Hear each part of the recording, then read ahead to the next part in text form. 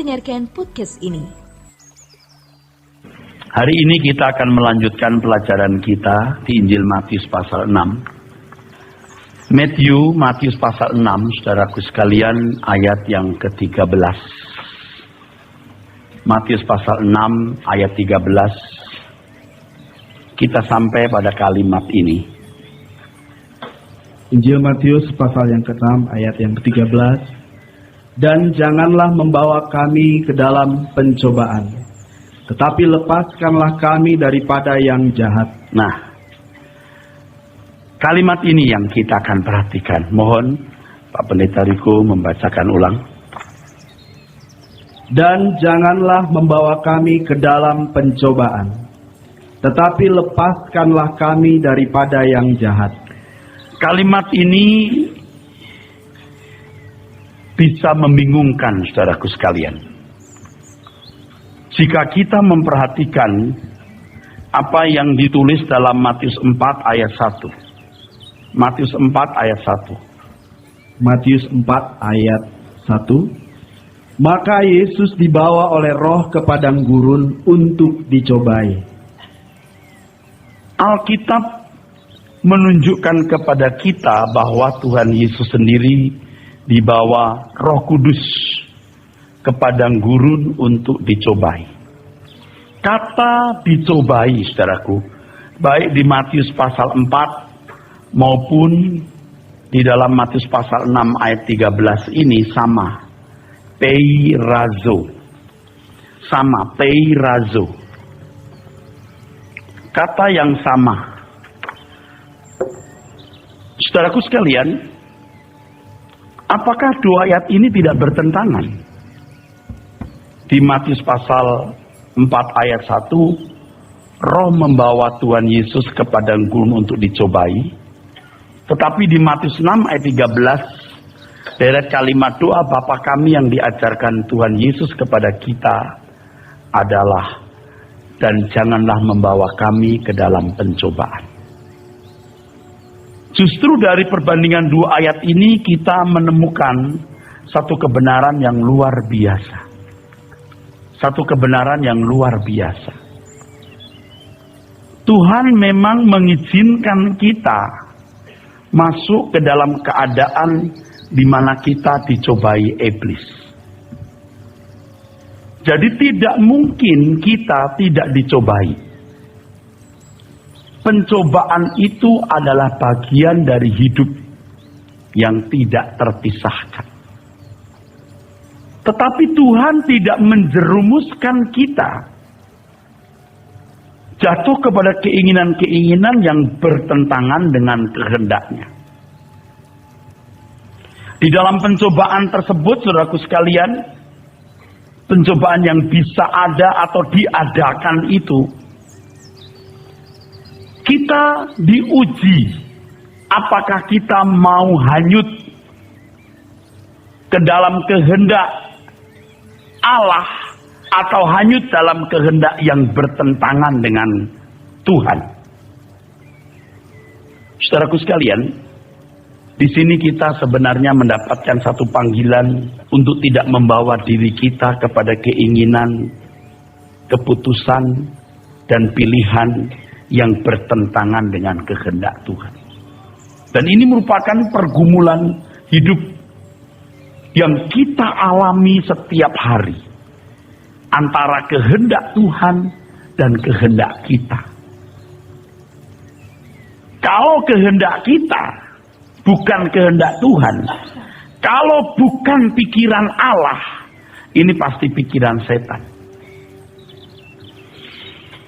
Jadi kalimat dan janganlah membawa kami ke dalam pencobaan, melainkan lepaskanlah kami daripada yang jahat. Itu panggilan untuk setiap kita agar tidak menuruti keinginan, keputusan, dan pilihan yang bertentangan dengan kehendak Tuhan. Untuk ini saya ingatkan bahwa doa Bapa kami bukan tuntunan doa, tapi tuntunan kehidupan. Doa Bapa kami bukan memuat formula kalimat doa, tapi formula gaya hidup. Bukan formula kalimat doa, tapi formula cara hidup yang harus dijalani sebagai anak-anak Allah. Dalam doa Bapa kami, kita dipanggil untuk melakukan apa yang Tuhan kehendaki. Harus kita lakukan. Bukan melakukan kehendak diri kita sendiri, tetapi kehendak Dia. Sebab selama kita masih mau melakukan apa yang menyenangkan diri kita tanpa memperdulikan apa yang diingini Tuhan, kita menjadikan diri kita Tuhan. Tuhan bagi diri kita sendiri. Tuhan bagi orang lain yang bisa menjadikan kita Tuhan. Orang yang lebih lemah, orang yang lebih tidak berdaya, orang yang lebih miskin, orang yang bisa kita atur, orang yang bisa kita intimidasi, orang yang bisa kita perdaya. Nah, yang begini tidak bisa melayani Tuhan. Sebab pada dasarnya jiwa pelayanan itu, saudaraku sekalian, adalah kesediaan untuk membunuh, mematikan, menyalibkan keinginan diri kita sendiri.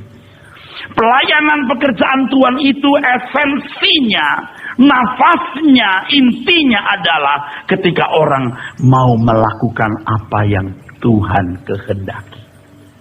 Jadi jangan coba-coba mengatakan punya visi, ya. Jangan coba-coba mengatakan punya visi kalau itu bukan berasal dari hati Tuhan. Dengan memahami kebenaran ini, maka kita tidak akan menuduh Tuhan menjadi biang atau penyebab kegagalan kita, ya. Biang atau penyebab kita, biang atau penyebab kegagalan kita menuruti firman Tuhan. Kita tidak boleh menuduh Tuhan menjadi penyebab kita mengingini sesuatu yang bertentangan dengan kehendaknya. Sebab kita bebas hendak mengarahkan kemana keinginan ini. Jadi disinilah rentannya, disinilah sebenarnya letak krisisnya hidup manusia, rentannya, bahayanya manusia. Yaitu ketika Tuhan sendiri tidak mengendalikan kehendak kita. Itu bahayanya hidup ini. Begitu lenturnya hati kita, makanya kita harus benar-benar menjinakkan. Begitu lenturnya hati kita, kehendak kita, kita harus mengarahkan dengan serius. Dalam Yakobus pasal 1 kita lihat ayat 13 dan ayat yang ke-15. Yakobus pasal 1 ayat 13 sampai ayat yang ke-15. Yakobus pasal 1 ayat yang ke-13 sampai 15. Apabila seorang dicobai, janganlah ia berkata, pencobaan ini datang dari Allah. Sebab Allah tidak dapat dicobai oleh yang jahat, dan ia sendiri tidak mencobai siapapun. Artinya, Tuhan tidak pernah mengupayakan seseorang menghendaki sesuatu yang tidak sesuai kehendaknya. Jadi jangan sekali-kali berpikir bahwa Tuhan memaksa orang berbuat baik, tetapi di lain pihak Tuhan memaksa orang berbuat jahat, atau paling tidak membiarkan orang berbuat jahat. Jangan berpikir demikian. Terus ayat 16. Tetapi tiap-tiap orang dicobai oleh keinginannya sendiri, karena ia diseret dan dipikat olehnya. Dan apabila keinginan itu telah dibuahi, ia melahirkan dosa. Dan apabila dosa itu sudah matang, ia melahirkan maut. Keinginan. Di dalam jiwa kita, saudara, selain ada komponen pikiran, ada komponen perasaan, tetapi juga ada komponen keinginan atau kehendak. Salah satu yang disukai iblis dilakukan orang Kristen adalah pasivitas. Pasivitas. Keadaan pasif. Ini berbahaya. Kita harus serius mengisi bejana hati kita dengan kebenaran Tuhan. Harus serius. Kita harus serius untuk membelenggu pikiran kita. Kita sendiri yang melarang Ya, jangan sampai dipaksa Tuhan. Dan Tuhan memaksa itu pun kalau orang itu memang bersedia dipaksa. Ya, melalui pukulan, sakit penyakit, kemiskinan, dan berbagai guncangan-guncangan hidup lain. Tetapi seharusnya kita sendiri yang melarang diri kita. Melarang. Tatkala ada keinginan, ada kehendak yang liar, yang muncul di dalam diri kita, kita harus melarang. Kita harus melarang diri kita sendiri. Tuhan tidak akan pernah membujuk seseorang berbuat kejahatan. Tuhan tidak pernah memaksa mengisi jiwa dengan keinginan yang bertentangan dengan kekudusannya. Setiap orang akan dicobai oleh keinginannya sendiri. Jadi kalimat janganlah membawa kami ke dalam pencobaan. Tuhan menghendaki kita tidak menyeret diri kita sendiri kepada keinginan yang bertentangan dengan kehendaknya. Ingat, kalau kita berkata dipermuliakan namamu, artinya kita harus menggerakkan diri kita untuk menjadi alat kemuliaan bagi nama Tuhan. Kalau kita mengatakan datanglah kerajaanmu, jadilah kehendakmu di bumi seperti di surga, itu berarti kita berusaha untuk menggelar pemerintahan Allah di dalam hidup kita. Nah, kalau kita berkata dan janganlah membawa kami ke dalam pencobaan, melainkan lepaskanlah kami daripada yang jahat, artinya kita tidak boleh membawa diri kita kepada keinginan-keinginan yang tidak sesuai dengan kehendak Allah. Begitu kita buka mata pada pagi hari, saudaraku sekalian, pintu keinginan itu, pintu jiwa kita itu terbuka. Pintu jiwa kita terbuka. Dan segala keinginan bisa muncul tanpa batas. Tanpa batas. Nah, di situ kita harus mulai membelenggu jiwa kita sendiri. Kita memfilter jiwa kita. Jika ada hal-hal yang tidak sesuai dengan kehendak Allah kita ingini, atau ada keinginan-keinginan yang tidak sesuai dengan kehendak Allah dalam hidup kita, kita harus aktif mencabut, bukan pasif. Tidak bermaksud mengenakan atau tidak bermaksud untuk menyimpan, tapi juga tidak bermaksud membuang. Ini pasif. Ini bahaya. Orang harus aktif. Dan muncul pula berbagai keinginan-keinginan yang tidak pernah kita koreksi. Apakah keinginan ini sesuai dengan kehendak Allah atau tidak? Apakah hal ini memuaskan hati Tuhan atau tidak? Tadi pagi saudara waktu doa. Nah, saudara tahu apa yang saya gumuli dalam doa itu? Saya berkata begini, Tuhan, kalau dulu ada Abraham, ada Yusuf, ada Daniel, ada Musa, ada Daud, saya sebut nama-nama ini. Kalau saya senang dengan Daud dan Yusuf, Tuhan, aku mau seperti mereka. Menjadi kekasihmu, menjadi sahabatmu. Dan terlebih lagi Tuhan, aku mau menjadi seperti putramu. Dan betapa hebat kesempatan menjadi sosok seperti Abraham. Dan kesempatan itu terbuka lebar-lebar. Tuhan tidak menahan. Kita tidak perlu membujuk Tuhan untuk mengabulkan doa kita. Tidak perlu kita mendesak, merajuk-rajuk Tuhan supaya mengabulkan permintaan kita. Sebab lebih dari Abraham, lebih dari Yusuf, lebih dari Daud, lebih dari Daniel, lebih dari Musa, Tuhan menyediakan semua potensi dan segala karunia-Nya supaya kita seperti putranya Tuhan Yesus Kristus yang bisa memuaskan hati Tuhan, saudaraku. Nah, keinginan ini harus dibuat membara. Keinginan ini harus dibuat berkobar-kobar di dalam diri kita. Sebab kalau tidak, maka ada banyak hal yang tidak perlu kita ingini. Dan itu menjadi belenggu-belenggu yang menyeret kita masuk ke dalam kegelapan abadi.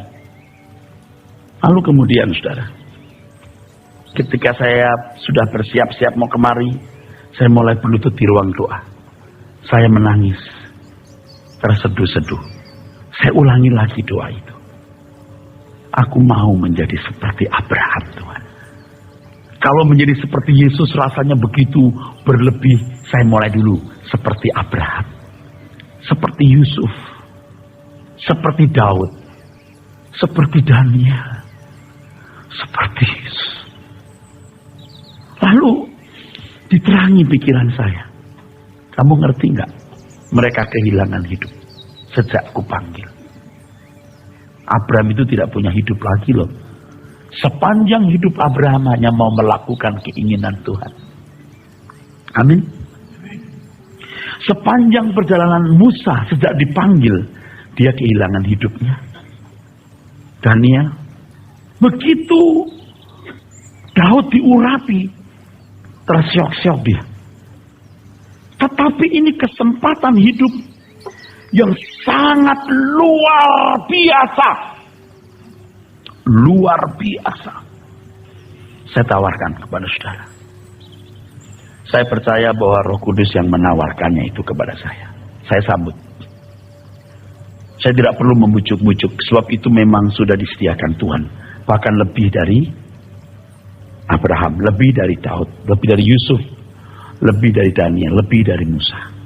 Kita diperkenan menjadi mempelainya. Kekasih Tuhan. Mempelai Tuhan. Kekasih Tuhan. Itu luar biasa. Dan kesempatan yang Tuhan sediakan untuk kita itu terbatas. Terbatas.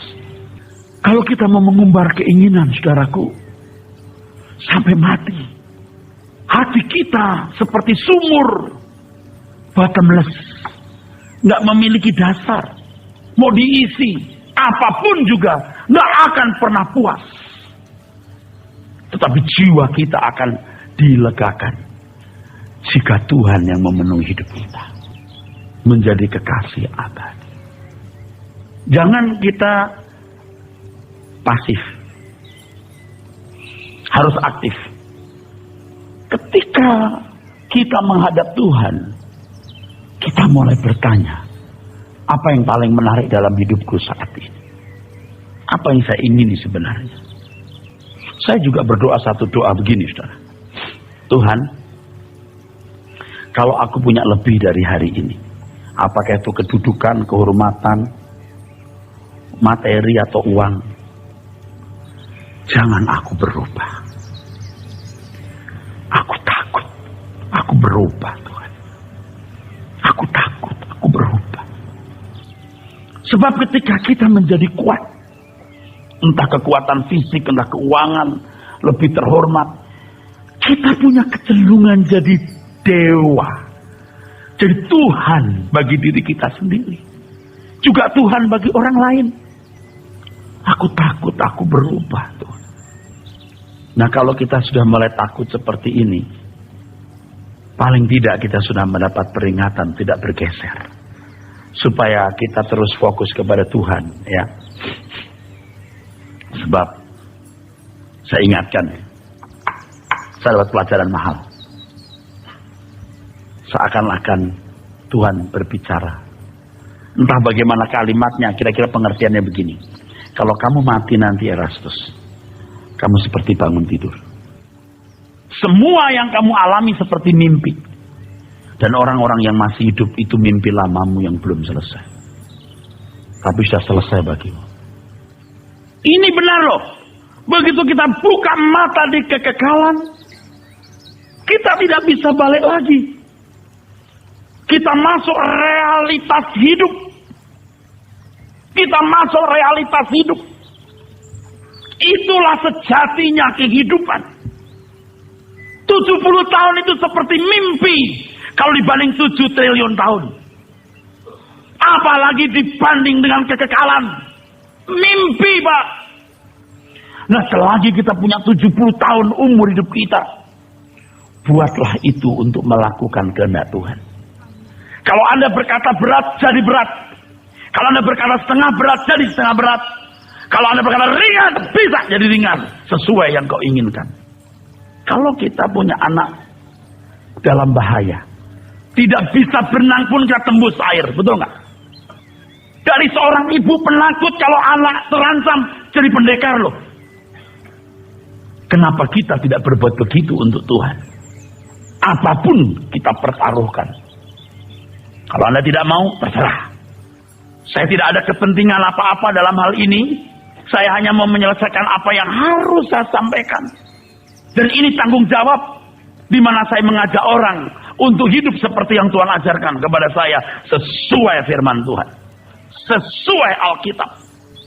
Dan janganlah membawa kami ke dalam pencobaan, melainkan lepaskan kami daripada yang jahat. Ingini apa yang Tuhan ingini, dan jangan ingini apa yang Tuhan tidak ingini. Kalau kamu mau menyenangkan Tuhan, kamu berani semua yang kamu lakukan dilihat orang. Kamu berani apa yang kamu pikirkan dilihat orang. Sebab memang semua yang kita pikirkan, kita lakukan akan ditelanjangi dalam pengadilan Tuhan nanti. Kamu tidak malu apa yang kamu lakukan, sebab yang kamu lakukan benar adanya. Tidak ada sesuatu yang najis, yang kotor, yang memalukan, yang tak pantas, yang tak patut kita pikirkan, juga kita lakukan. Hebat ya, doa Bapak kami itu hebat sekali ya. Sangat hebat. Sangat hebat.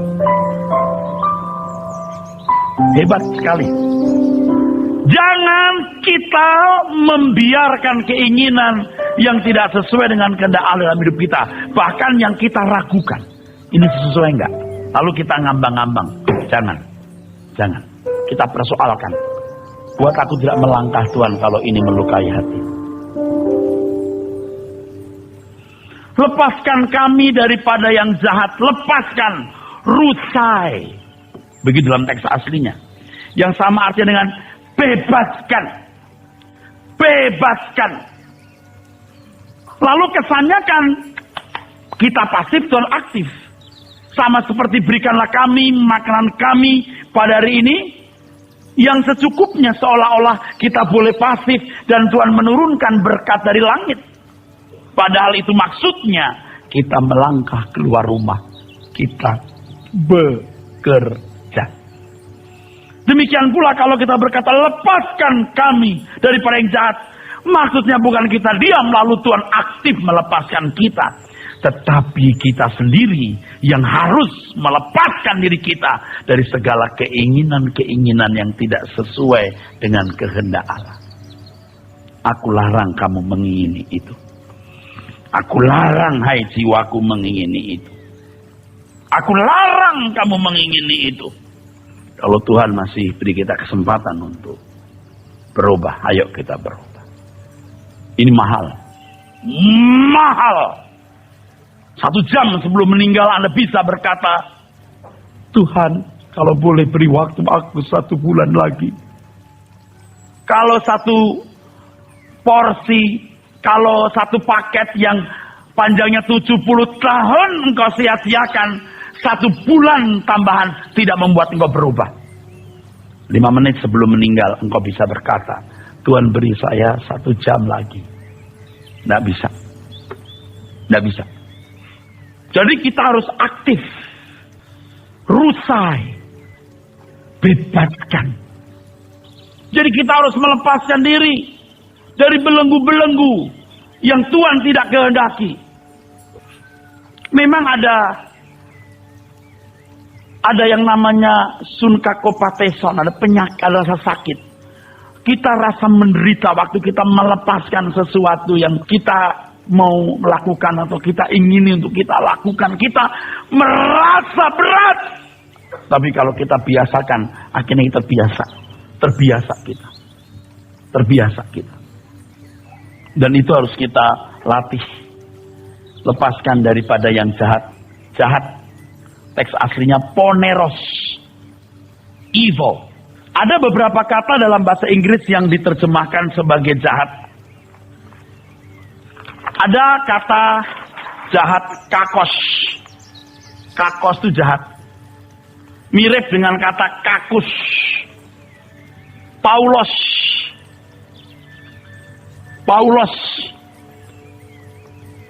Kakos ini kejahatan dalam karakter. Kakos menunjuk kejahatan dalam karakter secara umum buruk. Kalau poneros ini jahat dalam arti keinginan atau kehendak. Kakos menunjuk kejahatan dalam karakter. Paulos itu menunjuk satu keburukan secara umum, untuk kata buruk secara umum. Tetapi poneros menunjuk kejahatan dalam pikiran. Kejahatan dalam pikiran. Itu poneros. Kata poneros menunjuk kejahatan dalam pikiran, hasrat. Daud yang dari sotoh istananya memandang Batseba, menidurinya dan membunuh suaminya. Itulah poneros. Ada keinginan, ada hasrat. Syukur Daud bertobat. Jadi jangan saudara berkata bahwa seseorang dicobai oleh Tuhan. Orang dicobai oleh keinginan sendiri. Jadi melainkan lepaskan kami daripada yang jahat adalah panggilan agar kita mengisi hati kita, pikiran kita dengan hal-hal yang sesuai dengan keinginan Tuhan. Filipi pasal 4 ayat 8, saudaraku. Filipi 4 ayat 8. Filipi pasal yang keempat ayat yang ke-8. Jadi akhirnya saudara-saudara, semua yang benar, semua yang mulia, semua yang adil, semua yang suci, semua yang manis, semua yang sedap didengar, semua yang disebut kebajikan dan patut dipuji, pikirkanlah semuanya itu. Pikiran kita, saudaraku, harus diisi dengan hal-hal yang adil, mulia, suci, manis, yang mendatangkan kebajikan, pujian. Pikirkan itu. Di luar itu buang. Untuk itu kita harus mengalami pembaharuan pikiran. Hati kita seperti taman. Tentu taman milik Tuhan, saudaraku, yang tidak boleh diisi dengan pohon yang namanya pohon suka-suka sendiri. Tetapi harus diisi dengan pohon yang namanya suka-suka Tuhan. Kalau hidup kita sepenuhnya dimiliki Tuhan, seanteronya dimiliki Tuhan, maka tidak boleh ada wilayah dalam hidup kita yang diisi oleh oknum yang tidak berhak atasnya. Pikiran kita milik Tuhan, telah ditebus oleh darah Yesus Kristus. Maka pikiran kita tidak boleh diisi dengan hal yang tidak sesuai dengan kehendak Tuhan. Itulah sebab dalam Amsal 4:23 dikatakan, jagalah hatimu dengan segala kewaspadaan. Akhirnya, saudaraku, bejana hati kita, jiwa kita menjadi bejana di mana kehendak Tuhan dicurahkan. Sehingga apa yang kita ingini adalah apa yang Bapa ingini. Silahkan dibaca di dalam Roma pasal 12 ayat 1 dan 2. 2 ayat dibaca. Roma 12 ayat 1 dan 2. Karena itu, saudara-saudara, demi kemurahan Allah, aku menasihatkan kamu supaya kamu mempersembahkan tubuhmu sebagai persembahan yang hidup, yang kudus, dan yang berkenan kepada Allah. Itu adalah ibadahmu yang sejati. Janganlah kamu menjadi serupa dengan dunia ini, tetapi berubahlah oleh pembaharuan budimu, sehingga kamu dapat membedakan manakah kehendak Allah, apa yang baik, yang berkenan kepada Allah, dan yang sempurna. Jadi perhatikan ayat yang pertama, pertaruhannya adalah segenap hidup kita. Segenap hidup kita itu pertaruhannya untuk mengerti kehendak Tuhan, apa yang baik, yang berkenan, dan yang sempurna. Bapak Ibu saudaraku sekalian, kalau Tuhan memberikan kita kehidupannya, maka pikiran dan hati kita harus diisi oleh apa yang sesuai dengan kehendak Tuhan, karena segenap hidup kita ini milik Tuhan. Sebab kalau pikiran dan hati kita dipenuhi oleh kehendak Tuhan, maka segenap hidup kita akan digerakkan sesuai dengan keinginan atau kehendak Tuhan tersebut. Jadi kalau Anda buka mata pergi ke kantor mau apa? Anda buka mata pergi ke toko mau apa? Cari nafkah, Pak. Iya, betul. Tetapi apa tujuan Anda setelah dapat duit? Untuk beli kendaraan, Pak. Untuk apa kendaraan itu kau beli? Beli rumah, Pak. Lalu untuk apa rumah itu kau beli? Untuk anak dan keluarga saya bernaung. Ya, betul? Bernaung? Atau untuk prestis? Wanita pakai baju, pakai perhiasan supaya pantas. Atau untuk dikagumi. Itu tipis batasnya. Supaya aku pantas dan supaya aku dikagumi. Itu tipis batasnya. Tipis. Anda pakai jam tangan untuk betul-betul ingin tahu waktu, atau jam tangan untuk prestis, itu juga batasnya tipis. Saya nggak mengatakan Anda nggak boleh beli jam tangan harga mahal loh. Kalau itu performance yang penting Anda punyai, silahkan. Tapi kalau Anda sudah mulai prestis, enggak, saya nggak bisa ngomong. Sorry, saya bukan kampungan, karena saya nggak kebagian duit bisa beli jam tangan mahal. Lalu saya menciderai saudara yang mau beli jam mahal. Bukan karena saya punya rumah tidak besar lalu saya menciderai saudara yang punya rumah besar. Enggak. Ini hanya untuk orang yang betul-betul sadar bahwa the world is not our own home. Saya banyak berbicara kepada orang-orang yang merasa bahwa Anda sebagai musafir di bumi. Kalau Anda berkata, Pak, khotbah begini kuno, Pak. Ini zaman bapak-bapak dulu. Justru enggak. Firman Tuhan enggak pernah kuno. Selalu up to date. Amin. Selalu up to date. Selalu up to date. Saya sangat mengikuti perkembangan zaman. Setiap hari saya pasti membaca koran. Kecuali saya di luar kota nggak ada koran. Saya ikuti perkembangan. Untuk berita-berita tertentu saya amati dengan baik. Di komputer saya pasti berkesempatan, walaupun tidak tiap hari. Kalau koran, ya tiap hari sebisa-bisanya. Saya selalu melihat berita-berita baru yang muncul. Saya bukan dilahirkan di ujung Papua Nugini yang tidak mengenal peradaban kota besar. Saya lahir di kota. Saya dibesarkan di Jakarta. Saya mengerti peradaban. Tetapi kebenaran firman Tuhan harus ditegakkan. Tidak pernah tidak up to date, selalu up to date. Amin. Mungkin orang ketawain kita, hari gini Pak khotbah seperti itu, siapa yang mau dengar? Emangnya gue pikirin? Gak ada yang dengar, terserah. Saya hanya mau bicara kepada orang yang mau mendengar. Dan ternyata masih banyak yang mau mendengar. Buktinya, lah banyak yang datang. Berarti masih ada peluang, di mana ada orang-orang pilihan yang dilayakkan masuk kemuliaan bersama dengan Tuhan Yesus. Saudara, hari ini saya tekuk. Ya, pikiran saudara saya tekuk. Tapi kalau pulang Anda tidak menghayati firman ini, kembali lagi ketekuan semula. Anda sedang saya luruskan, ketekuan yang benar. Tapi kalau Anda tidak serius merubah diri, Anda kembali ketekukan yang sama. Dengan demikian, kalimat doa Bapa kami ini menggiring kita kepada kehidupan yang bahagia. Kehidupan yang merdeka. Ya. Kekayaan orang bukan karena hartanya bertambah, tapi karena keinginannya berkurang. Semakin keinginan berkurang, Anda semakin kaya. Dan saya tambahkan, semakin keinginan berkurang, semakin merdeka. Anda berkata, saya semakin punya banyak, saya semakin merdeka. Saya bisa buat apa saja. Tidak. Anda makin terbelenggu. Tapi semakin Anda bisa membunuh, mematikan keinginan-keinginan yang tidak sesuai kehendak Allah, di situ saudara semakin merdeka.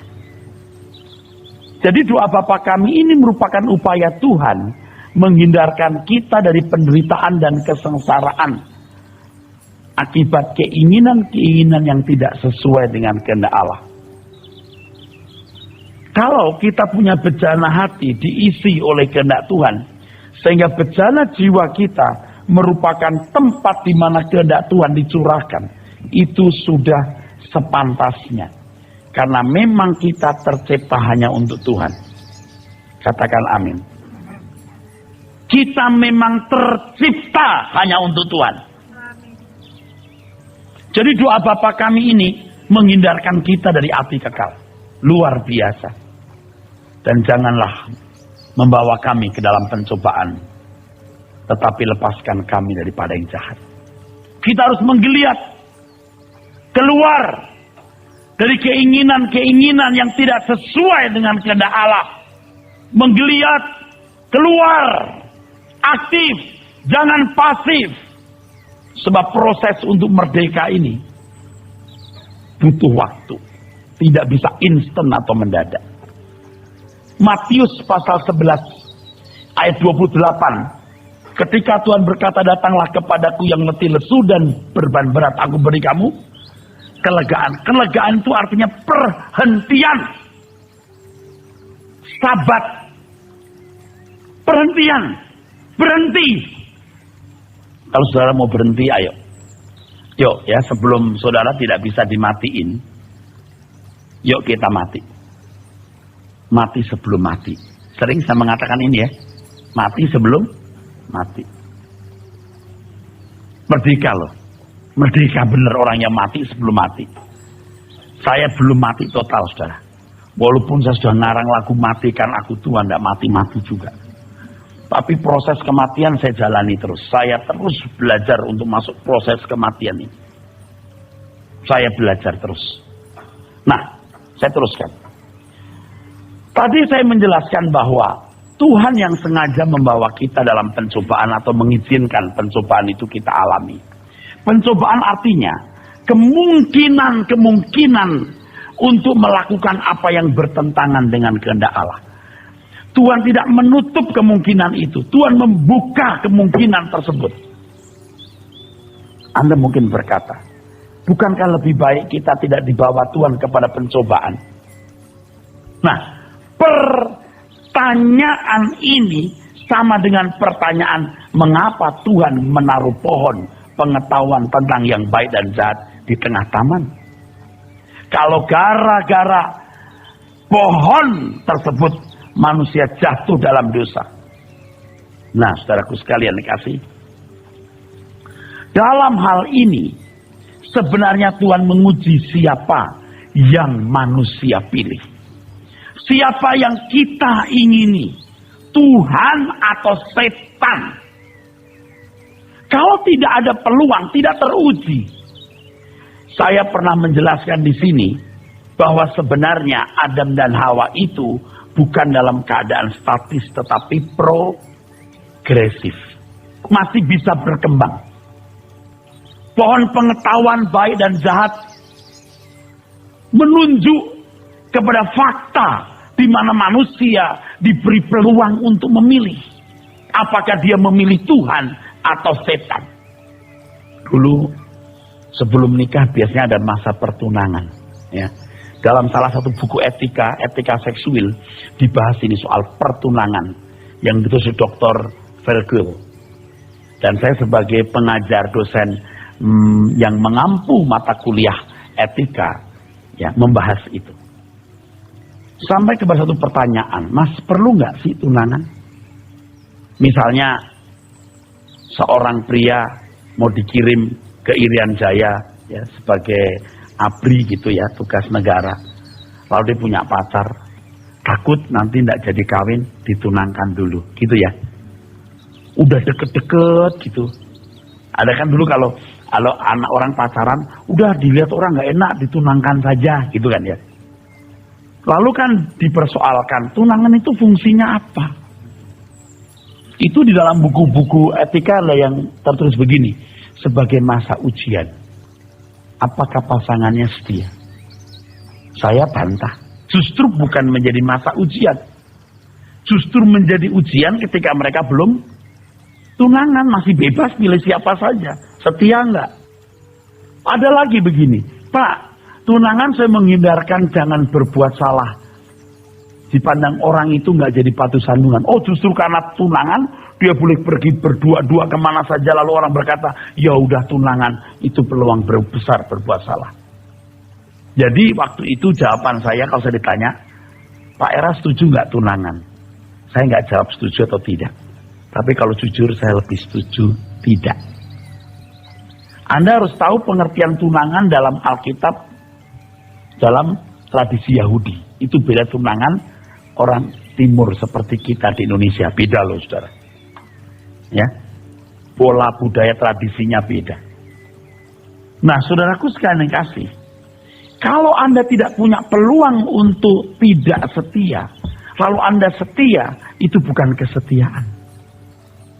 Kalau Anda punya peluang selingkuh, Anda tidak selingkuh, itu bukan kesetiaan. Katakan amin. Justru ketika terbuka peluang untuk berkhianat kepada Tuhan, untuk menselingkuhi Tuhan, untuk tidak setia kepada Tuhan, tapi kita memilih setia, itu kesetiaan. Jadi pencobaan adalah kesempatan untuk menerima kemuliaan. Sebab pencobaan akan menjadi jembatan memperoleh kemuliaan. Berbahagialah orang yang bertahan dalam pencobaan. Sebab apabila ia sudah tahan uji, ia akan menerima mahkota kehidupan yang dijanjikan Allah kepada barang siapa yang mengasihi dia. Jadi, kalau ada peluang berbuat salah, lalu orang tidak berbuat salah, itu baru kesetiaan. Bagaimana kita bisa melihat seseorang dikatakan jujur kalau dia tidak punya peluang korupsi? Dia harus punya peluang korupsi. Ketika dia berkata tidak, di situ teruji bahwa dia jujur. Bagaimana Anda bisa dikatakan sabar kalau belum diludahi muka saudara? Ceprot. Haleluya. Nah, kalau sampai bisa begitu, sabar itu. Bagaimana Anda bisa dikatakan bisa melepaskan hak kalau Anda tidak punya kesempatan di mana Anda mempertahankan hak?